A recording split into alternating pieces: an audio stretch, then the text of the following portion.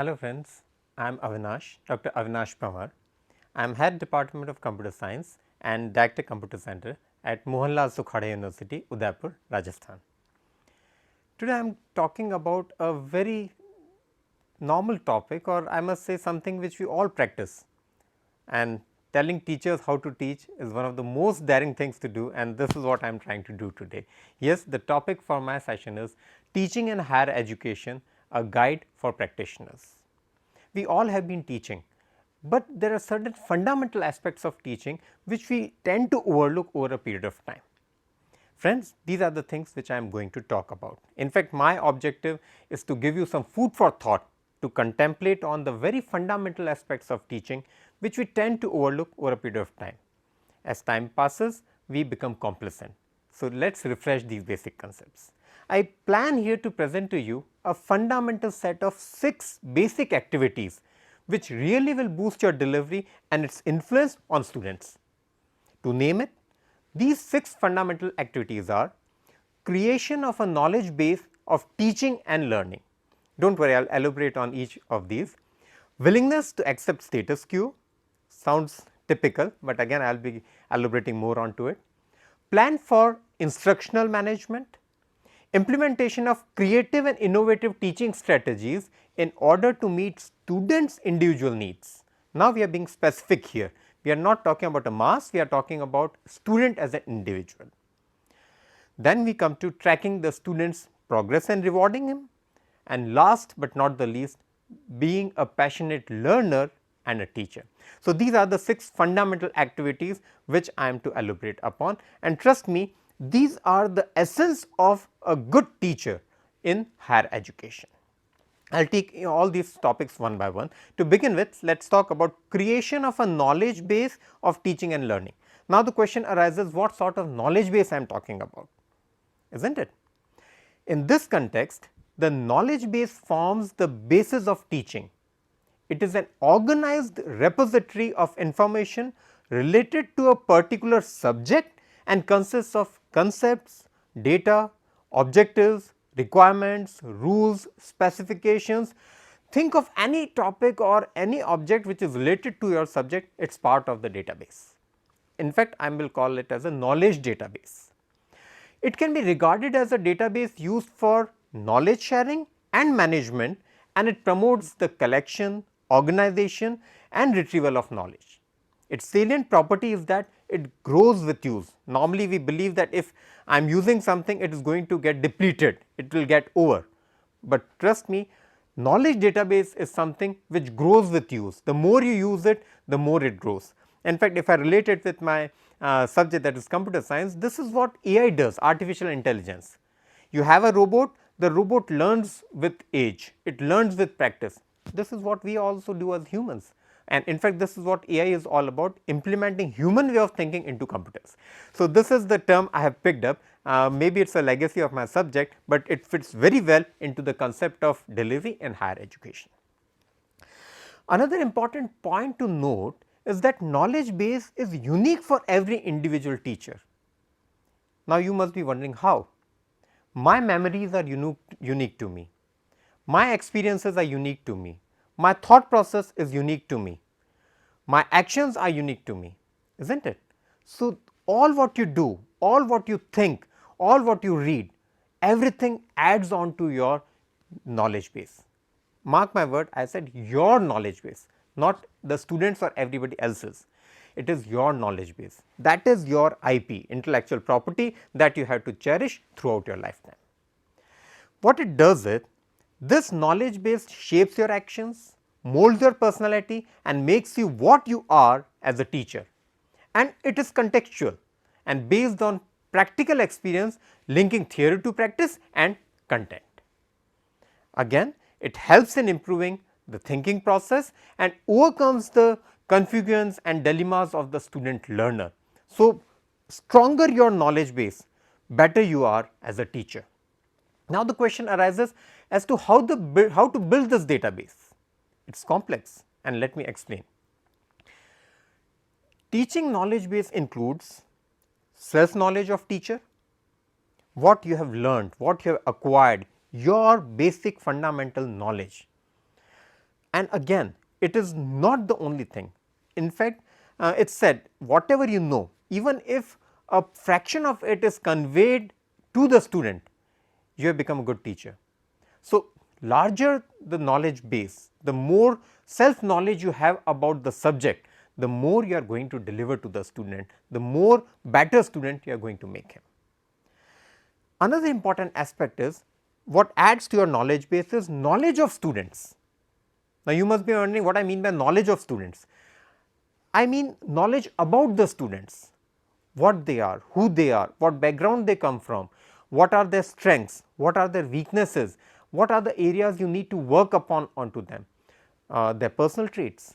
So, it is a sort of profiling. I will talk more about it when we come further across this relevant topic. I will talk more about it. Knowledge of education. As a teacher, you learn certain pedagogical techniques, you learn certain methods, you learn how to teach. This is the knowledge of education I am talking about.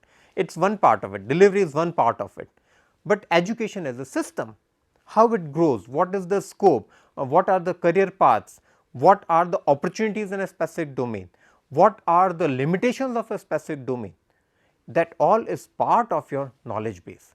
And this knowledge base is something that is very accommodating. It will not say that yes, bring this in and take it out. It will allow everything that comes in, and through its own natural flow of process, it will decide what is important, what is not important, and that will be secluded. And trust me, all this happens inherently within your brain, in your thought process, in your thinking. You do not have to write an algorithm for that. Next comes the knowledge of the curriculum. A good teacher is one who has planned his content well, and he actually knows that what am I supposed to teach under this specific context. So, knowledge of the curriculum is again a very important component of your knowledge base, because you need to draw a boundary. If you do not have a boundary, then how do you define existence in a given territory, jurisdiction within a given concept? So, definitely the knowledge of the curriculum is another very important aspect. Then comes the knowledge of educational ends, why I am teaching the students, why the student has taken up this course, what are his expectations, what is the objective. So, this is the knowledge of the educational ends, the outcome, the expected outcome, because unless and until I know the destination, I cannot plan my journey, right. So, that is why we are saying that the knowledge of educational ends is again one very important component that adds to the knowledge base. And last but not the least, knowledge of content per se. Now, you must be wondering, what is this knowledge of content? Is it the subject knowledge? No, it is the knowledge of what you have, what is your strength, what you possess. If I have some pedagogical strengths, if I have some specific resources with me, maybe in the form of some content, laboratory, experiments, there are certain tools or techniques I am expert in, maybe I have certain books which are very rare, what all I have which is part of my knowledge base. It is like an index of your book. Your knowledge base is your book. The knowledge of your content per se is the index of that book. Okay? So, that is what I am saying. I have everything, and if I forget when to use which tool, it is of no sense, is not it? So, having the knowledge about the self, your competencies, is a very important part of building up your knowledge base. And again, this knowledge base does not happen in a few sessions or a few days or few hours. This is a everlasting process from the point of view of a teacher. As a faculty member, one constantly needs to focus on self improvement. Now, you must be wondering what sort of self improvement I am talking about. I am perfect as a teacher. Yes, that is the self belief, and this is the confidence that we require as a teacher. But to grow as a teacher and for this confidence to be maintained, you need to do certain self improvement exercises. First and the foremost, self study. Do not leave your books. Books are equally important for the teachers as they are for the students. We come across our colleagues, our friends who keep on delivering a same subject, same course time and again. Over a period of time, they are so averse with it, they do not even need to read the book. I know everything about my subject. Trust me, the subjects are growing, the concepts are growing, the world is changing. So, whatever knowledge you had from that book or about that subject, that is gradually getting outdated. Brush it off.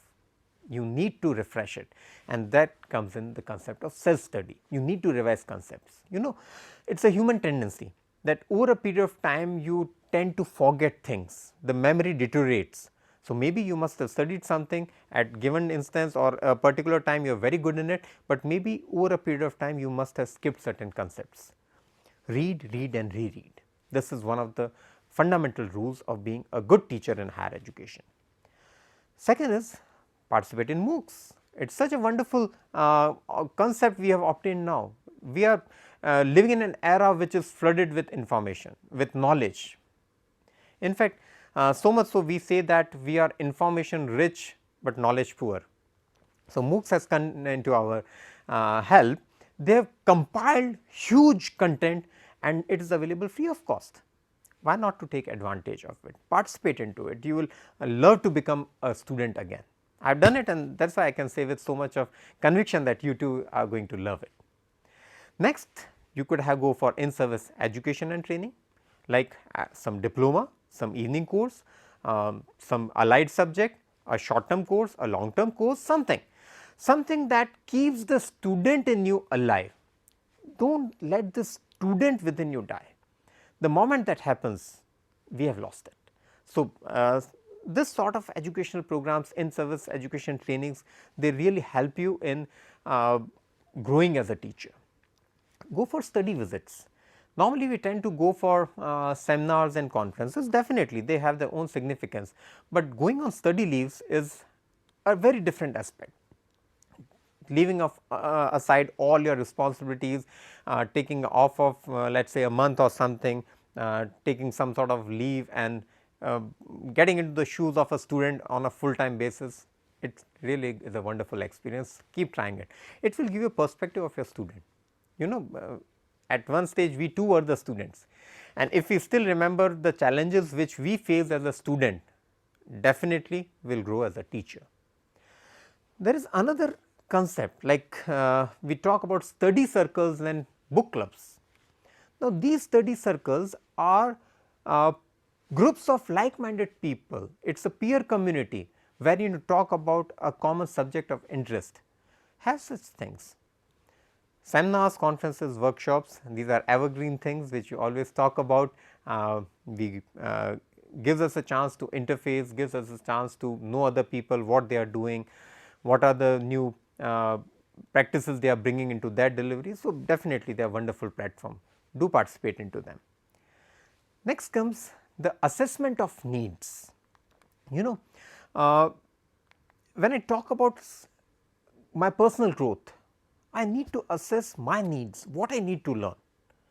Like over a period of time, it so happens that I expertised into a specific subject or a domain maybe when I was a student, but now things have changed, new technologies or improved versions have come in. So, what are my needs? Do I need to grow on that? Do some introspection. Your self assessment is very important.